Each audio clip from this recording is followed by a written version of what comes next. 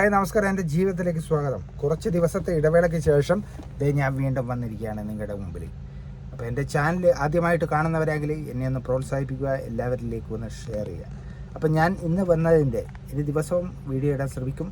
അപ്പോൾ ഞാൻ ഇന്ന് വന്നതിൻ്റെ ഒരു കാരണം, ഒരു വാർത്ത അറിഞ്ഞു. കണ്ണൂർ അഞ്ചരക്കണ്ടി മെഡിക്കൽ കോളേജിൽ ഒരു വിദ്യാർത്ഥി ആത്മഹത്യ ചെയ്തു. എന്താണ് കാരണം, എവിടെയുള്ളതാണ്, എല്ലാം വിശദമായി പറയാം. വരും, കേട്ടോളൂ, വാർത്ത നന്നായി കേട്ടോളൂ. വിദ്യാർത്ഥിക്ക് ദാരുണാന്ത്യം. 1-ാം വർഷ BDS വിദ്യാർത്ഥി തിരുവനന്തപുരം ചാലക്കടവ് സ്വദേശി നിതിൻ രാജാണ് മരിച്ചത്. 23 വയസ്സായിരുന്നു. 23 വയസ്സായിട്ടുള്ളൂ. BDS വിദ്യാർത്ഥി കെട്ടിടത്തിൻ്റെ മുകളിൽ നിന്ന് വീണ് മരിച്ചു. എന്താണ് വീട് മരിക്കാൻ കാരണം, അന്വേഷിക്കട്ടെ. അപകടം സംഭവിച്ചത് അഞ്ചരക്കണ്ടി മെഡിക്കൽ കോളേജ് കെട്ടിടത്തിന്റെ മുകളിൽ നിന്ന് വീണാണ് 1-ാം വർഷ BDS വിദ്യാർത്ഥി മരിച്ചത്. തിരുവനന്തപുരം ചാലക്കടവ് സ്വദേശിയായ നിതിൻ രാജാണ് മരിച്ചത്.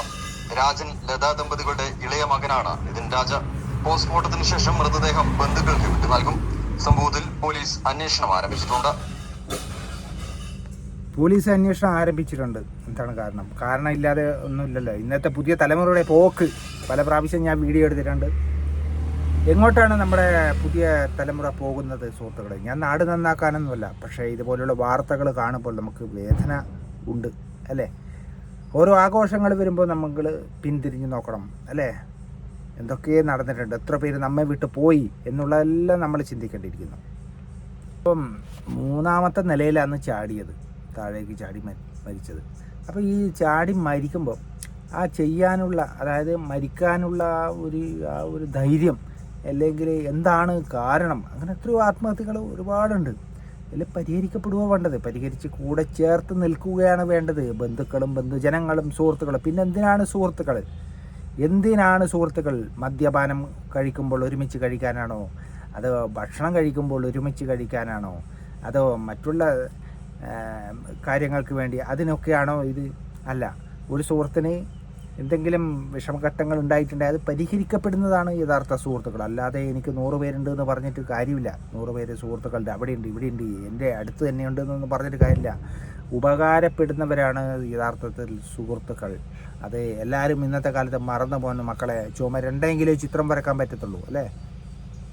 23 വയസ്സ് മാത്രമേ ഉള്ളൂ. BDS വിദ്യാർത്ഥി, തിരുവനന്തപുരം സ്വദേശി. അപ്പോൾ വെറും 23. ജീവിതം പിച്ച വെച്ച് തുടങ്ങുന്ന പ്രായമാണ്. ലോകം എന്തെന്നാണ് അറിഞ്ഞില്ല, അല്ലേ? അപ്പം എന്താ പറയണ്ടേ, ഈ ലോകം അങ്ങനെ ആയിക്കൊണ്ടിരിക്കുമെന്ന്, എല്ലാം നെഗറ്റീവായിക്കൊണ്ടിരിക്കുന്നു. നല്ലത് ഇവിടെ പരതി എടുക്കണം. അത് നമ്മളെ ചിന്തയിൽ വരണം. പുതിയ സമൂഹമേ, ഉണർന്നു പ്രവർത്തിക്കൂ. പോകുന്നത് ഈ ഹോസ്റ്റലിലാണല്ലോ നിൽക്കുന്നത്, കോളേജിൻ്റെ. അപ്പം ഈ വാർത്തകൾ മുന്നേ കേട്ടിട്ടുണ്ട്. ഈ റാഗിങ്, 1-ാം വർഷമാണ് പഠിക്കുന്നത്. അപ്പോൾ മുതിർന്ന കുട്ടികൾ എന്ത് ചെയ്യും? പീഡനം. സിനിമകളിലെല്ലാം കണ്ടിട്ടുണ്ട്. ഈ മോഹൻലാലിൻ്റെ പഴയ യുവജനോത്സവം എന്ന സിനിമയിൽ കണ്ടിട്ടുണ്ട് റാഗിങ് ചെയ്യുന്നത്. അപ്പോൾ ഈ റാഗിങ് ചെയ്യുന്നത് ചെയ്തിട്ടുണ്ടാവും, അല്ലാതെ എന്ത് ചെയ്യുക? അങ്ങനെ ചെയ്തിട്ടുണ്ടെങ്കിൽ മാതാപിതാക്കളോട് പറയുക, അല്ലെങ്കിൽ അധ്യാപകരോട് പറയുക. അതും ഇല്ലെങ്കിൽ അവിടുന്ന് TC മേടിച്ചിട്ട് പോവുക. എന്തുവാ ഇങ്ങനെ ഭീരുക്കളായി പോകുന്ന ഇന്നത്തെ പുതിയ തലമുറ? ചിന്തിക്കൂ സുഹൃത്തുക്കളെ, നിങ്ങളെല്ലാവരും ചിന്തിക്കൂ. എൻ്റെ ഈ വീഡിയോ ഒന്ന് പരമാവധി ഒന്ന് ഷെയർ ചെയ്ത് കൊടുക്കൂ. കാരണം നിങ്ങൾ ഓരോരുത്തരും ചിന്തിക്കണം. നിങ്ങളാണ് അടുത്ത തലമുറ, അല്ലേ? നമ്മുടെ രാജ്യത്തിൻ്റെ ഭാവി, നമ്മുടെ രാജ്യത്തിനെ കാക്കേണ്ടത് നിങ്ങളത്. ഈ ഡോക്ടർ വിഭാഗം പഠിക്കുന്നവരായാലും നഴ്സിംഗ് വിഭാഗം പഠിക്കുന്നവരായാലും എല്ലാവരും നമുക്ക് വേണ്ടി, അല്ലേ, ജോലി ചെയ്യാൻ വേണ്ടി പോകുന്നവരാണല്ലേ? ആരോഗ്യ പരിപാലനം. ഇപ്പം നിങ്ങൾ മാതൃകയാകേണ്ടവരല്ലേ? നിങ്ങളിങ്ങനെ റാഗിങ് ചെയ്തിട്ടും ഇതാക്കിയിട്ടും എന്താ ചെയ്യുക? ഇതിൻ്റെ ഉത്തരവാദികൾ ആരാണെങ്കിലും അതിന് തക്കതായ ശിക്ഷ കൊടുത്തിരിക്കണം. അല്ലാതെ ഇവിടുത്തെ നിയമം അങ്ങനെയാണ്. എന്നിരുന്നാലും പണവും പ്രശസ്തിയും പിടിപാടും ഉണ്ടെങ്കിൽ രക്ഷപ്പെടാം എന്നാണ് ഒട്ടുമിക്ക ആളുടെ വിചാരം. അങ്ങനെയല്ല, അങ്ങനെ പാടില്ല. അങ്ങനെ അനീതിക്ക് കൂട്ടുനിൽക്കരുത്. ആദ്യം തന്നെ സത്യം ജയിക്കണം. ആ വിദ്യാർത്ഥിയുടെ ഈ ഒരു സംഭവം, അതിന് കാരണക്കാർ ആരെങ്കിലും ഉണ്ടെങ്കിൽ അവരെ അന്വേഷിച്ച് കണ്ടെത്തട്ടെ നിയമപാലകർ. അവർക്ക് തക്കതായ ശിക്ഷ കൊടുത്തിരിക്കണം. കാരണം ഒരു ജീവനാണ് നഷ്ടപ്പെട്ടത്. അതുമാത്രമല്ല അവൻ്റെ മാതാപിതാക്കളുടെ കണ്ണുനീര് എല്ലാം കൊണ്ടും ഇതുപോലെ എത്രയോ സംഭവങ്ങൾ നമ്മുടെ കേരളക്കരയിലും കേരളത്തിന് പുറത്തൊക്കെ നടന്നിട്ടുണ്ട്. ഇപ്പം 2 ദിവസം കണ്ടു ചിക്ക്മാംഗ്ലൂരിൽ നിന്ന് അപകടം നടന്നത് അല്ലേ. വളരെ വളരെ വളരെ വേദനപ്പെടുത്തുന്ന സംഭവങ്ങളാണ്. മാതാപിതാക്കൾ ശ്രദ്ധയില്ല. മാതാപിതാക്കൾ കുറേ മുന്നിലായിരിക്കും. പിന്നെ ഈ 2 ചെറുപ്പക്കാരികൾ അവർ വീഡിയോ എടുക്കുന്നു, റീലെടുക്കാൻ വേണ്ടിയിട്ട് പോകുന്നു. അപ്പോൾ അവരെ ശ്രദ്ധിക്കുന്നില്ല. ഇങ്ങനെയുള്ള അപകട മേഖലയിലേക്ക് പോകുമ്പോൾ മക്കളെ ചേർത്ത് പിടിക്കണം. ഇന്നാരും തന്നെ ഒരു ബീച്ചിൽ പോയി കഴിഞ്ഞാൽ അവിടെ പോയി കഴിഞ്ഞാൽ ശ്രദ്ധിക്കുന്നില്ല. പബ്ലിക്കായിട്ട് ഇവിടെ കുട്ടികളെയും കൊണ്ട് പോയി കഴിഞ്ഞാൽ ശ്രദ്ധയേ ഇല്ല. ഒന്നെങ്കിൽ ഫോണിലായിരിക്കും, അല്ലെങ്കിൽ മറ്റെവിടെയോ നോക്കിയിട്ടായിരിക്കും പോകുന്നുണ്ടാവും മാതാപിതാക്കൾ. ഇതൊക്കെ നിങ്ങൾ ശ്രദ്ധിക്കേണ്ടത് തന്നെയാണ്. നിങ്ങളുടെ തെറ്റാണ് ഓരോ. നിങ്ങളുടെ കണ്ണ് അവരെ എടുത്ത് വേണം. അവരെല്ലാം പിച്ച് വെച്ച് തുടങ്ങുന്നുള്ളൂ. ഈ ലോകം എന്താണെന്ന് അറിയില്ല. അപ്പോൾ എന്താ പറയേണ്ടത് ഞാൻ? അതെല്ലാം വളരെ വളരെ മനസ്സിനെ വേദനപ്പെടുത്തുന്ന ഒരു സംഭവങ്ങളായിപ്പോയി. വളരെ സങ്കടമായിപ്പോയി.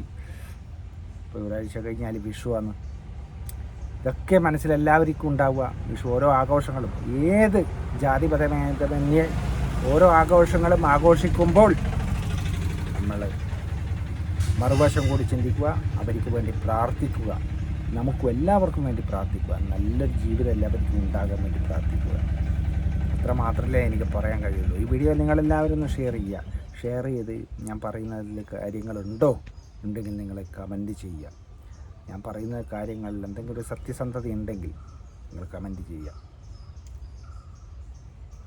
അപ്പോൾ ഓരോ ദിവസവും പുതിയ പുതിയ വാർത്തകൾ കേൾക്കുമ്പോൾ പറയാറുണ്ട്, നാളെ എന്തായിരിക്കും അല്ലേ, നെഗറ്റീവ് വാർത്തകളൊന്നും കേൾക്കരുതേ എന്ന്. പക്ഷേ നെഗറ്റീവ് വാർത്തകളാണ് ഇങ്ങനെ പത്രങ്ങളിലും ന്യൂസുകളിലും ഒക്കെ വരുന്നത്. അപ്പം വല്ലാത്തൊരു അവസ്ഥയാണ് സുഹൃത്തുക്കളെ. പഴയ കാലത്തുള്ള ബന്ധങ്ങളും 80-90 കാലഘട്ടത്തിലെ ആ സ്നേഹം, 80-90 മാത്രമല്ല അതിന് മുന്നേ ഉള്ള കാലഘട്ടങ്ങളെല്ലാം മനുഷ്യൻ പരസ്പര ബന്ധവും ബഹുമാനവും പ്രായഭേദമന്യേ ഉണ്ടായിരുന്നു. ആ ഒരു കാലം ഉണ്ടായിരുന്നു അല്ലേ, പറയുന്നത് കേൾക്കാം. ഇന്നങ്ങനെ ഒരു ബന്ധങ്ങളുമില്ല, ബഹുമാനവുമില്ല. എല്ലാം വേറെ രീതിയിലേക്ക് പോയിക്കൊണ്ടിരിക്കുകയാണ് നമ്മുടെ ജീവിതം. ആ ജീവിതത്തിൽ വീഴാതെ ജീവിക്കാൻ ശ്രമിക്കുക. ആരുമില്ലെങ്കിലും അവനവൻ്റെ നിഴലുണ്ട് എന്ന ബോധം ഉണ്ടാവുക. അവനവൻ്റെ നിഴൽ മാത്രമേ ഉണ്ടാവുള്ളൂ. അതുകൊണ്ട് ഈ ജീവിതം അവസാനിപ്പിക്കാനുള്ളതല്ല, ജീവിച്ച് കാണിക്കാനുള്ളതാണ് എന്നുള്ള ബോധം ഉണ്ടാക്കുക. അത്രേ എനിക്ക് പറയാനുള്ളൂ. അപ്പോൾ ഞാൻ കുറേ ദിവസമായി, ആഴ്ചകളായി ഞാൻ വീഡിയോ ഇട്ടിട്ട് യൂട്യൂബ് ചാനലിൽ. അപ്പോൾ ഈ യൂട്യൂബ് ചാനലിൽ ഈ ഒരു വീഡിയോ ആണ് എനിക്കിടാൻ സാധിച്ചത്. അപ്പോൾ ഇതിപ്പോൾ ഈ വാർത്ത കേട്ടപ്പോഴും എനിക്ക് പറയണമെന്ന് തോന്നി നിങ്ങളോട്. അതുകൊണ്ടാണ് ഞാൻ ഒരു വീഡിയോ എടുത്ത് നിങ്ങളുടെ മുമ്പിൽ ഞാൻ വന്നത്. അപ്പോൾ ഒന്ന് പരമാവധി ഒന്ന് ഷെയർ ചെയ്യുക, എല്ലാവരും അറിയട്ടെ, മനസ്സിലാക്കട്ടെ. പോസിറ്റീവായി ചിന്തിക്കുക. എല്ലാ കാര്യങ്ങളും എല്ലാവർക്കും നല്ലത് വരും.